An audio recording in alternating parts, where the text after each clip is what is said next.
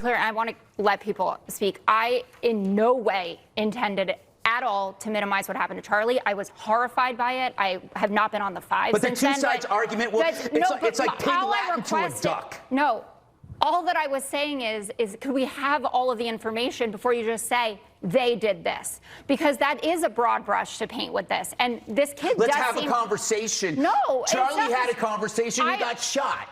That's Fox News contributor and woman with a voice for silent films, Jessica Tarlov, desperately backpedaling after trying to shift the blame for Charlie Kirk's fatal attack, only to have Greg Gutfeld immediately dismantle it point by point. Welcome to Nerk News, I'm Nerkish, and it looks like the mask is finally slipping off the pseudo-moral superiority of the left, because their strategy after the loss of Charlie Kirk has been nothing but whataboutism and excuse-making. You know, Tarlov tried to drag up irrelevant examples to shift responsibility from her side as if that changes what happened to Kirk or what it means for politics in America. Here she is fumbling through her pathetic spin before Gutfeld shuts it down.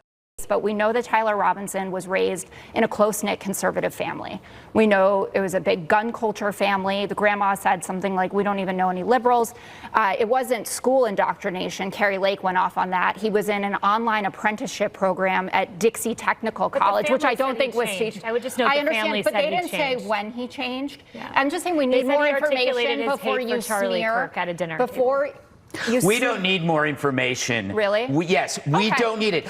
What is interesting here is why is only this happening on the left and not the right? That's all we need to know. There's absolutely no cognitive... What about Melissa Hortman that we just talked about? You want to talk about Melissa Hortman? Did you know her name before it happened? None of us did. None of us were spending every single day talking about Mrs. Hortman. I never heard of her until after she died. So she doesn't matter?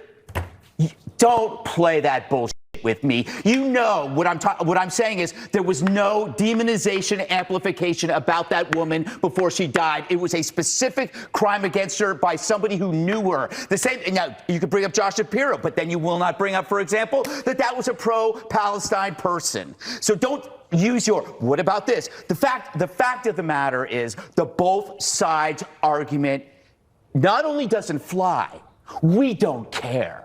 We don't care about your both sides argument. That is dead. For one thing, there is no cognitive dissonance on our side. On your side, your beliefs do not match reality, so you're coming up with these rationalizations like, what about this or what about that? We're not doing that because we saw it happen. You know, this is exactly the problem. Jessica trots out the same mealy-mouthed both sides routine, dragging in Melissa Hortman as some kind of false equivalence, and Gutfeld finally says what millions of Americans are feeling about this kind of weak rhetoric. I mean, Kirk was a huge part of why young people were willing to hear Trump's message and support him, and that's precisely why his enemies went after him so relentlessly. They rioted at his speeches, smeared him in the press, and when a radical finally carried out the attack, the same people who built that hate machine rushed to cover their tracks. Greg's point is simple. This isn't about balancing scales. It's about stopping the lie that conservative speech somehow justifies violence. We saw a young, bright man assassinated, and we know who did it. We are not coming up with rationalizations. We are calm. We are honest and we are resolute. We're not defensive. And I understand the defensiveness. I understand why people are saying, what about this and what about this? Because if you have to face the underlying fact to this, your life is going to fall apart because you're going to realize you're not the good guys. If you sat around and you defended the mutilation of children, you're not the good guys. If you sat 600, 700 cases of harassment against Republicans and you said, but what about this? What about this? And then you see this murder after calling somebody a fascist, you realize maybe I'm not the good guy. That is a hell of a realization to deal with. So therefore, you have to grasp at rationalizations. You don't have to do that, Jessica. They do. I don't believe you're part of that group, but why the hell do you have to mimic and echo that crap to us? He was a patsy.